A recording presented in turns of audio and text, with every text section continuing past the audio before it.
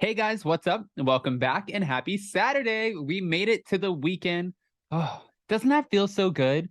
All right, guys. Well, we're back to talk about some Real Housewives of Beverly Hills because it looks like our sisters, Kyle Richards and Kathy Hilton, were feuding on social media yesterday.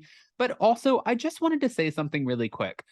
I feel like doing this podcast now has made me feel a little bit more vulnerable and transparent. Like I can just say whatever I want.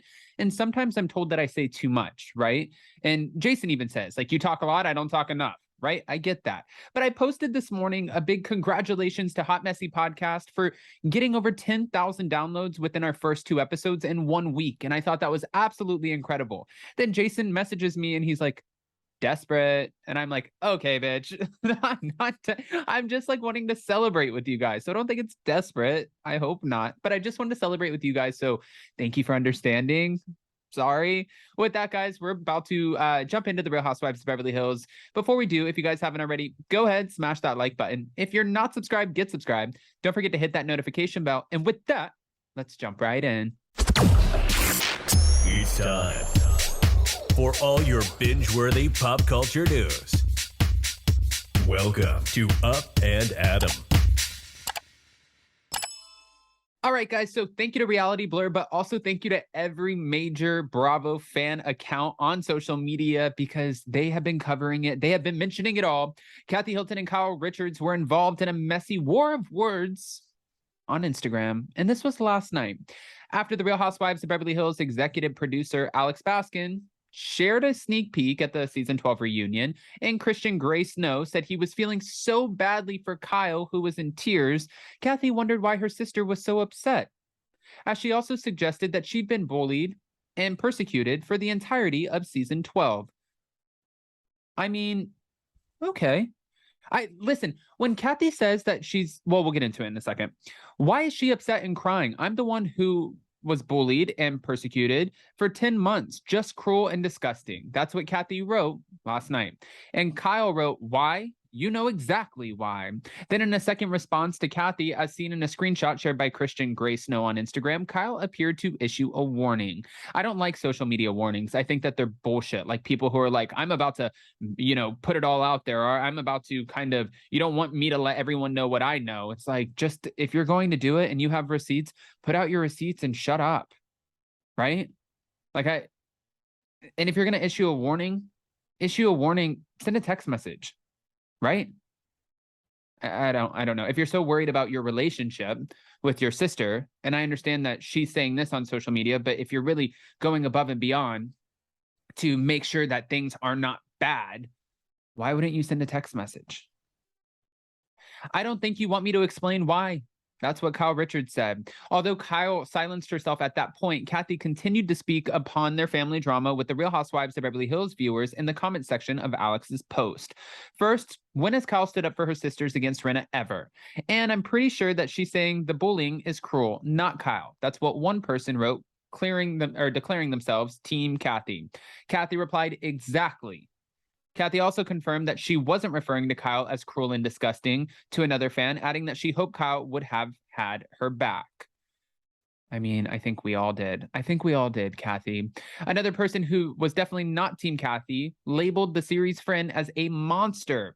Oh, sure, I'm going to stand up for my sister after she screams she wants to destroy me and my family. What are you smoking? And Kathy asked back, do you believe that? Which none of it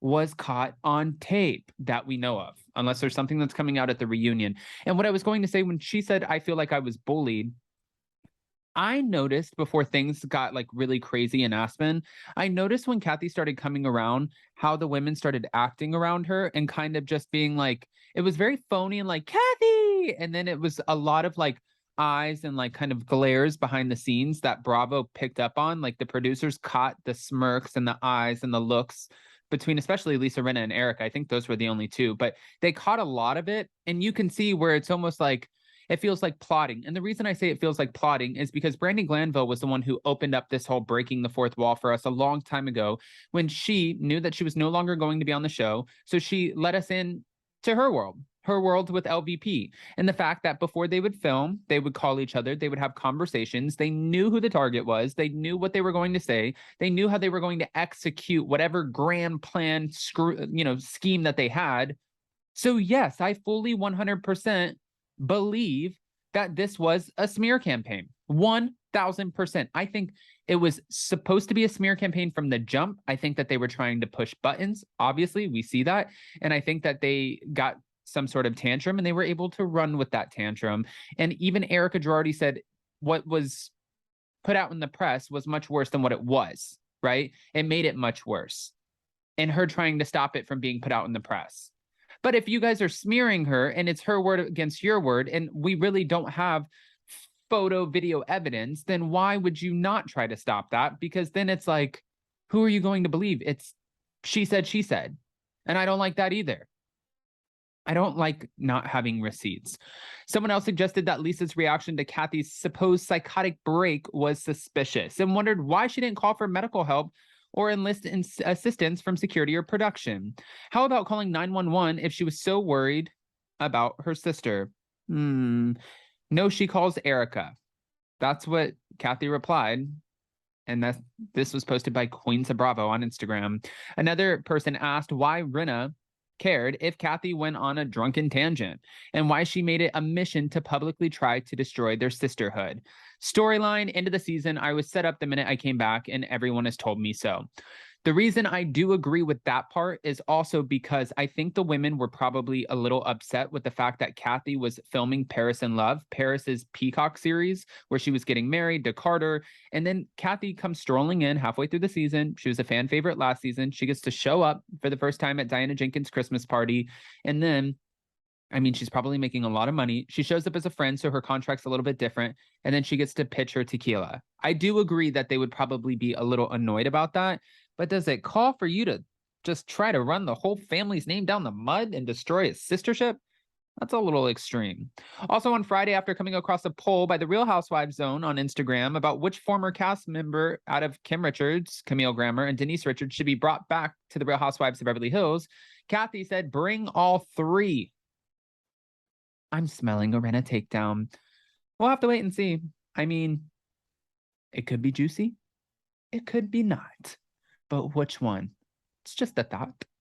I'm not a rhymer. Actually, I really am. I'm kind of like a poet.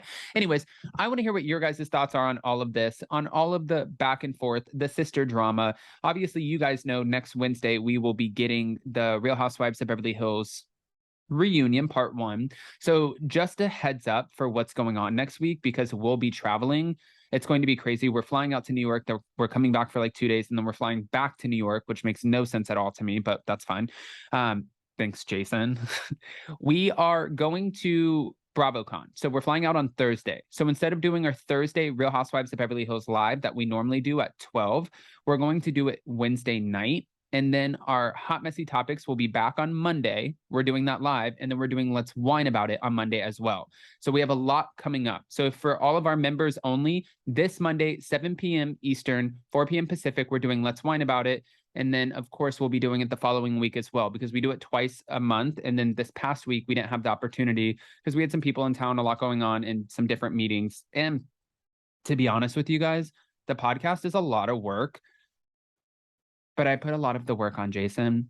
No, I'm kidding. I'm kidding. It's a lot of work. So it's just kind of us right now trying to manage it, figure it out. I think we're going to bring on somebody to help with social media. So that could be fun. There's just a lot happening. So thank you guys for your patience. I love you guys so much. Our members only, that's super important too. Trust me, we're not forgetting about anyone. We also have a BravoCon vlog coming out, and I'm going to be doing a couple videos with Emily D. Baker in New York as well. I have no idea what we're going to get ourselves into, but it's going to be a blast. I love you guys so much. Don't forget to smash that like button, get subscribed, hit that notification bell, and go to the description of this video and click on Hot Messy Podcast. That way you can listen to episode 3. Love you guys. Bye.